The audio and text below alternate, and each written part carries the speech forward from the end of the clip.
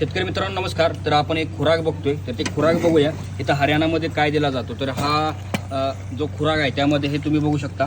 हे जे आहे त्यामध्ये त्यांनी सरकी पेंड टाकले, त्यानंतर जी ही तुम्ही बघता हरभऱ्याचा भुसा, त्यानंतर यामध्ये ह्याचं गव्हाचा भुसा. तर हे ह्याने 11 वाजता हे भिजायला ठेवले आणि हे भिजल्यानंतर आता त्यांना आता वाजले 4, तर आता हे टाकायला लागले. तर बघूया, तर हे असा खुराक दिला जातो. अरे हे 2 बार म्हणजे 2 वेळेस दिलं जातं.